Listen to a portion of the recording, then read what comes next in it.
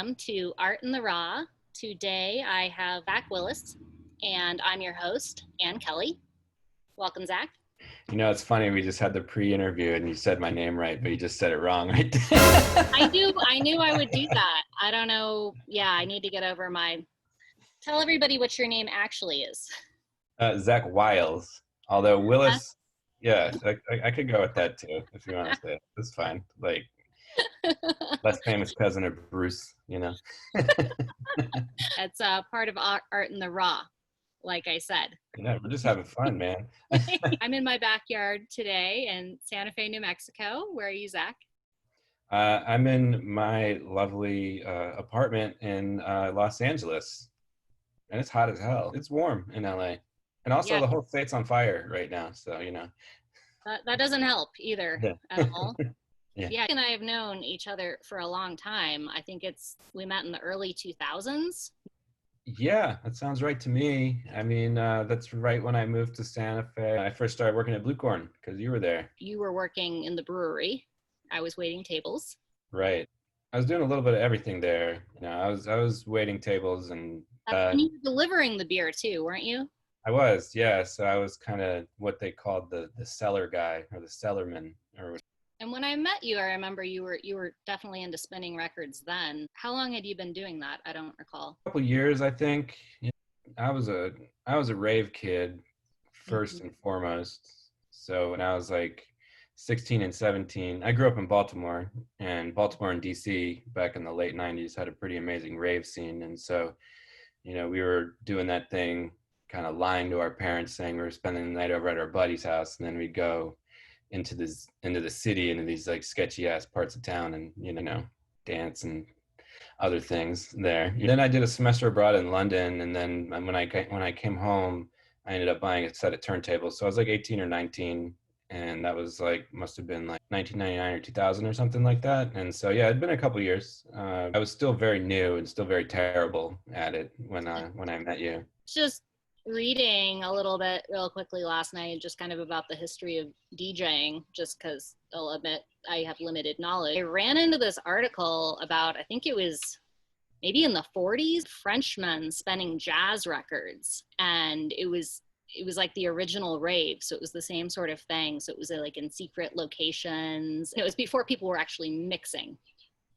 Specifically what you're talking about, I'm not super versed on, but yeah, like there's always been like these perennial movements of like underground music and people kind of going and dancing all night. That in the 50s in England, called the Northern Soul kind of scene, where they were basically playing like records one at a time, and people would just go to like these like big like dance halls basically. And I mean, like even before DJs, you know, even jazz music itself, you know, when you think about like clubs like Birdland and stuff like that, you can kind of trace like a lineage of the DJ really between like these like Northern Soul movements and those jazz parties that you were talking about, and to like you know, the underground disco scene before disco became like some really overly commercialized thing, and that kind of grew into like house that begat techno, that begat jungle, and hip hop is all, you know, it's all very connected. I think it's all very interesting. There's a great book called Last Night a DJ Saved My Life. If you ever want to read it, it's just really fascinating. Kind of ties a lot of stuff together and over again, where people are just always trying to do something outside of the mainstream, and it eventually becomes kind of the underground, kind of becomes the overground, and then everybody kind of leaves that scene, and then the thing kind of reinvents itself. And you know, it's just something that happens, I feel like. Yeah, history repeats itself. And then yeah, even just conceptually, it's just, you know, mixing records for me has always been interesting, because you take these two different things that are like incongruous and you try to like put them together so they become one thing, I guess. So just even conceptually, I think DJing is pretty neat, man. was it the 70s or so that I was kind of reading at a certain point for the event, so somebody would hire a DJ, and a DJ was more of a music selector than someone mixing records. That didn't come until a little bit later on, and it was kind of when people started mixing that it kind of was perceived as a talent. And then people started, instead of just being the guy that showed up to play the records, you would have your own style, you would have your own DJ name, that type of thing. Was that I mean, impression? there's definitely people that are more knowledgeable than me when it comes to stuff like this. You know, a lot of that is accurate, but also a lot of these things were happening. What we know is DJing now is very much together, but like all these different things were happening independent of each other, and they kind of all grew together into like what you would call kind of like the larger world of DJing now, I guess. Because I mean, like really, when you take something like hip hop, which was, you know, really coming up in the late 70s, really even before the DJs, it was really kind of starting with like graph writing. You know, like Kool Herc had a party for his sister, I think, you know, and he was just kind of doing something to have a block party just in the summertime. He called himself Kool Herc, you know, and even at the same time in the same city, you know, like the underground disco scene was people playing records, you know, but they weren't, you know, what we know is like seamless mixing and stuff like that now wasn't even really a thing. And that party they kind of credit for being the birth of hip hop to a certain extent, as I understand it, which yeah, is, I mean, you know, and I mean like you know, there's a huge influence. The MC that kind of grew out of that culture as well has a lot of connections back down to toasting and the sound clash culture of Jamaica. It's a huge wealth of information, and having a name for yourself, like a pseudonym or a different identity. You know, I think you saw that in hip hop in the beginning, definitely. Mm-hmm. You didn't really see it in the underground disco at first. People were just really using their names, and then as technology grew, the techniques kind of grew. Kool Herc was doing his thing, but you know, like it wasn't really until like Grandmaster Flash came along that like really like you know, more like seamless type mixing really happened, and the whole scratch thing and scratch culture took off. And so there's a lot of different things that were all going on at the same time. I feel like I'm too wordsy about it, you know, but it's really no. And I also didn't invite you here to harass you and quiz you about the history of things. Want to know what's happening now? that's totally cool. You know, I find it all very fascinating. But the history, yeah, I mean, it is a really interesting history. I don't know, maybe the longer I'm on this earth, the more interesting I find history. Where in addition to being a DJ, your day job, you work for Universal Music in copyright. Is that right? Yeah. Mm-hmm. Yeah, that's my job, you know. It's actually really cool. And then you also are on a show called Tastemakers, which is on Dash Radio. Tastemakers originally was a radio show, and it's still on Dash Radio every day, 3 to 5 p.m. Tastemakers also has like an extensive archive on SoundCloud and on Spotify, so you can look it up on just Tastemakers Radio or Tastemakers Media. Yeah, so Tastemakers originally was a show that was 3 to 5 p.m. Dash Radio on the Loud channel. It still airs to this day, but also Tastemakers is kind of branched out and has kind of become a masthead that has 5 or 6 different shows under it. So Tastemakers is kind of like the brand now. We have a couple talk shows.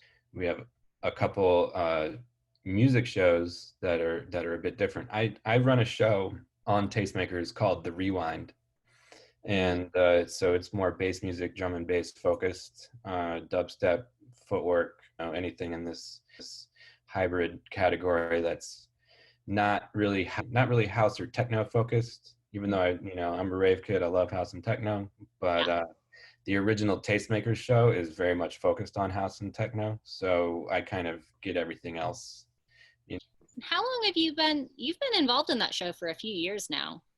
Yeah, a few years. The one of the founders of the original Tastemakers show is actually my roommate for a long time. And so I had approached my roommate. I was like, hey, I need an excuse to keep buying music and to keep DJing. So let me mix some music on the radio show. And then this is kind of what grew out of it, as I ended up doing this other show, because as much as jungle and drum and bass and you know, that kind of music is a niche kind of smaller category, the following is very very loyal and very dedicated. So there's a built-in audience for that kind of stuff. So there ended up being somewhat of a demand for it.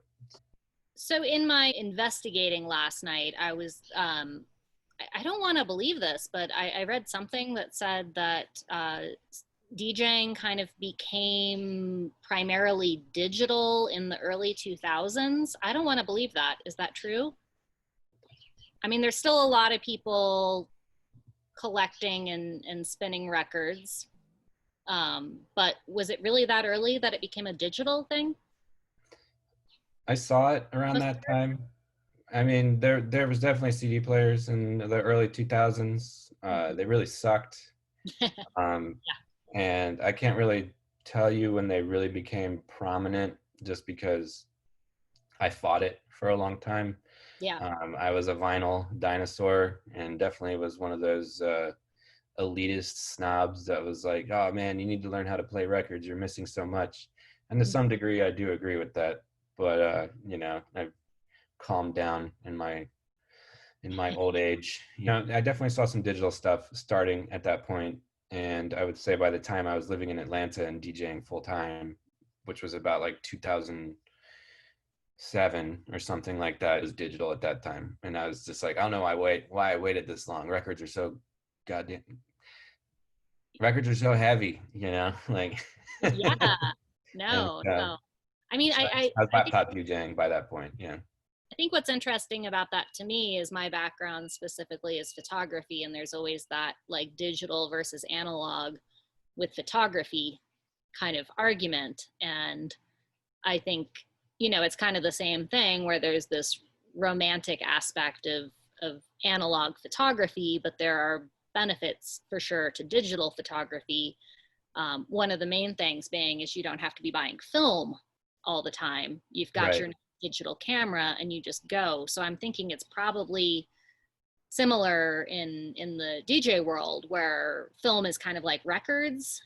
You could obtain the music for a lower price point or just have greater access. I don't know if it's kind of gotten that point with records. And I mean, yeah, I mean, you're totally right. I grew out of records. I will definitely maintain that if you have never mixed records, or if you missed out on that era, doesn't mean that you're less of a DJ. Right now, it's like, you know, like it's like with photography, you can take 100 pictures, you know, and you don't have to be kind of judicious about, like, you know, what the shot kind of, I mean, you do, but you don't, you know, you can kind of experiment and you can wing it a little bit. Isn't costing you money. I mean, there was a discipline going to the record shop, and you had $40 to spend. You know, you could get significantly less music, you know, than you can now just digitally. $40 worth of digital music versus buying records. So you had less music. You had to know your music better, and you often had to choose between 2 or 3 records that you really liked, and you had to get the one that you really, really wanted, kind of a thing. It's interesting you say that, though, because a lot of the best photographers I have found come from that film background, and it's because they're not just shooting, I'm going to take 1,000 pictures and pick the best one. They're thinking every time they take a picture, you know, this is the picture. So there's this almost like you're more selective about it. Yeah. Kind of similar going to the record store. Do I really need this record in my collection? Right. Is this what I want to work with? And so, you know, these days when you're buying music, you know, you can be like, oh, you know, I kind of vibe with that tune, but, you know, it's only 99 cents or whatever, so I'll just get it, you know, or it's only $2 or whatever. So you end up, there's a lot more music to dig through in your personal collection and just out there in general. So, you know, it's kind of more oversaturated, but that also can be a good thing too, because it really levels the playing field for people to get their music out there and heard. So it's a catch-22 really. And I will be the first to admit, even though I still have tons of records, that, you know, where we're at these days digitally is you have like amazing CD players that can do all kinds of stuff. And all you have to do is bring a thumb drive to a club if you're going to play a gig, and you just stick the thumb drive right into the CD player. Oh, no way. You have hundreds of tunes. Like, you have way more music than you could ever hope to play in a DJ set, just right there at your fingertips. And and even now they're they have services where you can connect to the cloud, and so you can just essentially have there's no limit to the amount of music you can have at that point. So I mean, it's really cool to be able to show up for a gig with just a thumb drive in your pocket and rock the party, because as all my record people know, you used to, if you really wanted to be prepared for a house party back then, you had to have 4 and 5 crates of records, because you never knew what you were going to play. So you'd need to like borrow the van from the brewery and fill it up with records or something, right? Yeah, we low-key definitely did that. I mean, fire, like I can't do that now, No. We definitely used the van for our own personal gain once or twice. Yeah. Sorry, JP. Yeah. There's no accidents though, and we were all very sober when we were driving it, so all very responsible. Yeah. So the day job, have you learned anything from the day job that's really helpful in your music career, or that other musicians and DJs out there might benefit from knowing? I mean, definitely yes. The short answer is yes. On the larger level, I work in the business affairs and legal department, so I work with a lot of music contracts, and so I see a lot of the guts of the music industry. So I see how a lot of the deals are put together, and I know different things in that area. But also, there's been a lot of benefit to working for Universal, for sure. It's actually a great company to work for, and they've really bent over backwards, especially in the pandemic, to make sure everybody has what they need. Yeah. You've been working from home? Yes, and still working from home. Most likely working from home till the end of the year, or we are working from home till the end of the year officially.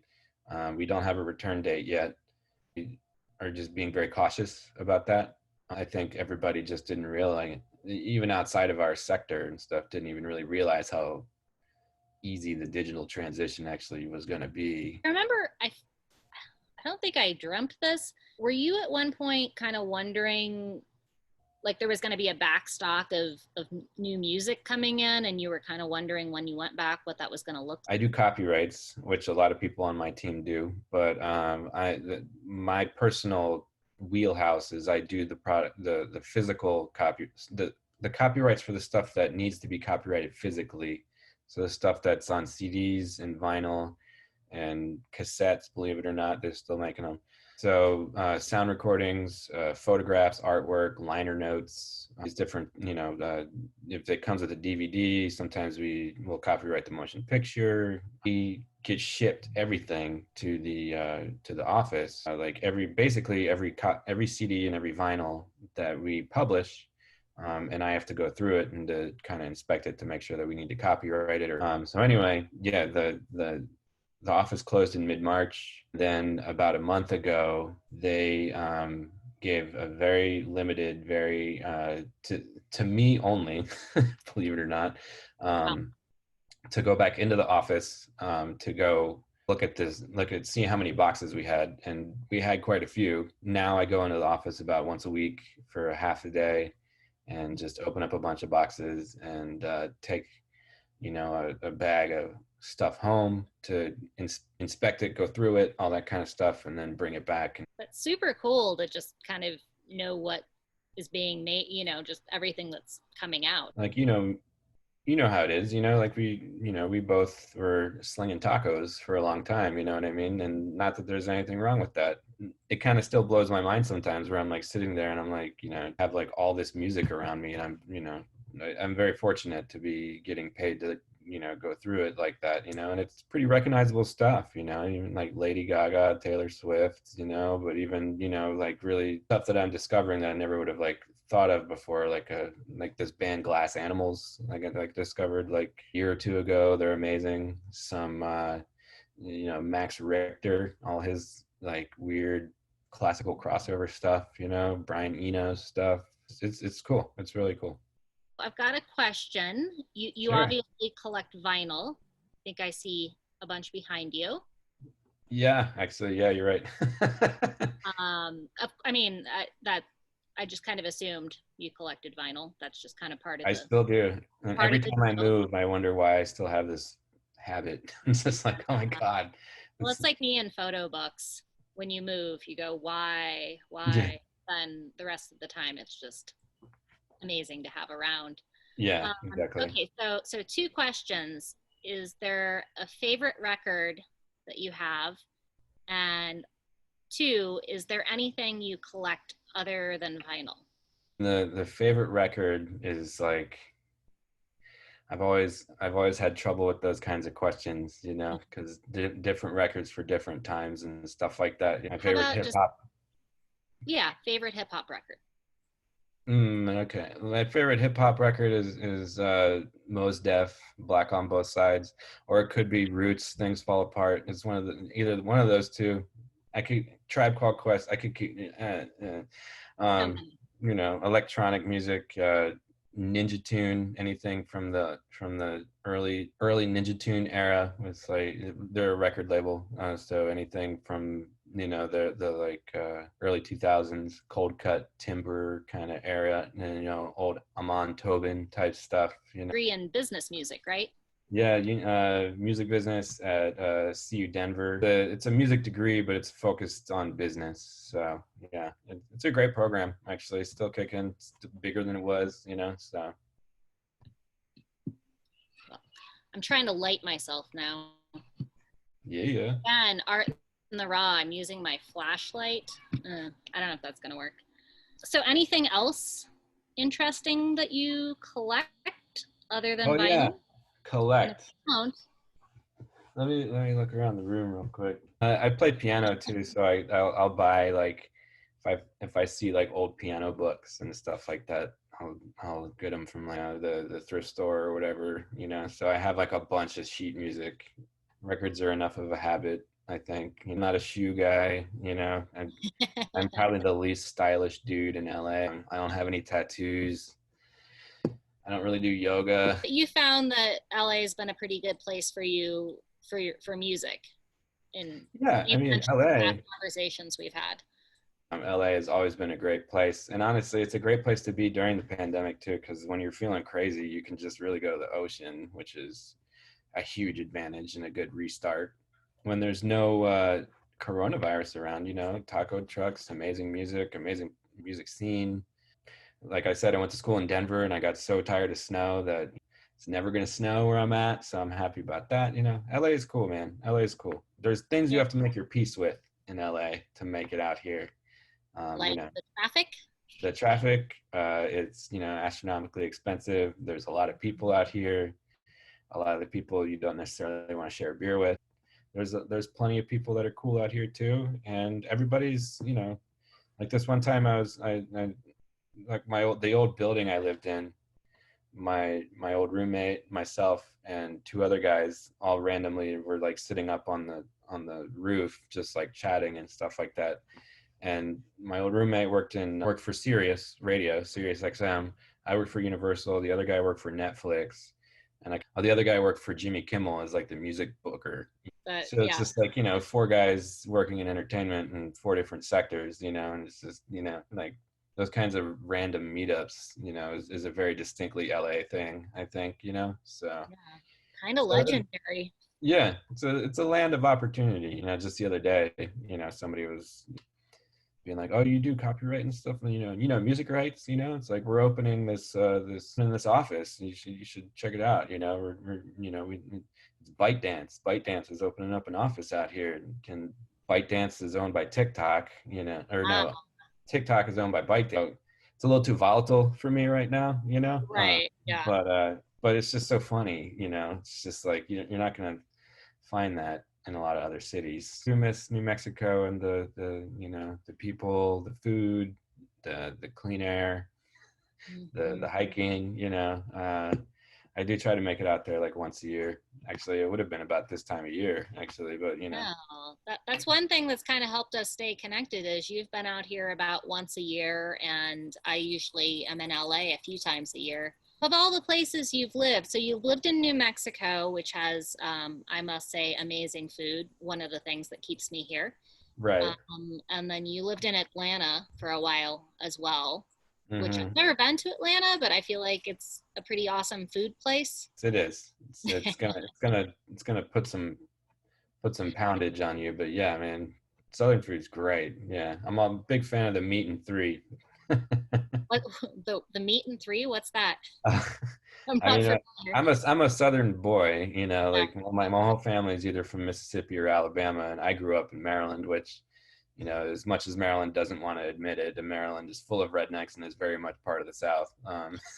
It's like if you go to like a cafeteria style place in the South, it's a big type of restaurant thing where you get to choose a meat, which is either like meatloaf, fried chicken, pork chops, or something, and then you get to choose three sides. So like Ah, lima beans, corn, greens, you know, mac and cheese, whatever, you know what I mean? So a meat and three plate is a meat and three sides, and it's generally like, you know, fried chicken, mac and cheese, collard greens, cornbread, you know, just all the that's stuff comfort that's going to food. basically make you have a heart attack. So. So between the South and New Mexico, if someone could FedEx you a meal right now, like overnight, what would you pick? I mean, I would pick New Mexico because I can't really cook it that well. Like Southern food is at least I can mimic it in my kitchen, you know, but Mhm. I've tried to make chili the way that it tastes in New Mexico, and I just can't, man. So, you know, Yeah, send me some green chili stew, send me some stuffed sopapillas, you know, like send me some Christmas enchiladas and stuff like that, man. I can't get that out here, you know. yeah. And Vada, man, I could go on. Thank you so much for joining me tonight. Really appreciate that. Of course, this was fun. You know, I appreciate you having me on. You know, it's great to just catch up. No one ever asked my opinion about stuff really, so it's cool to actually it's like to reach back in the brain and be like, what do I think about that? You know, like, I'm gonna try and keep this going.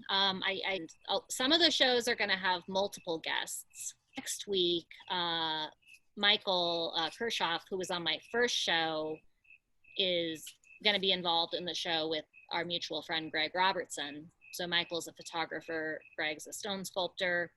I've known Greg as long as I've known you. Michael doesn't know Greg, so I feel like he will have obviously different questions. And I'm not going to put you on the spot now, but if you're up for it on a future show, be oh totally up yeah, yeah. Let me for that. know, man.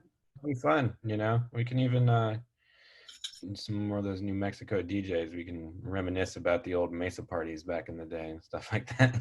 Yeah. You know, yeah. Just let me know. I'm down for whatever.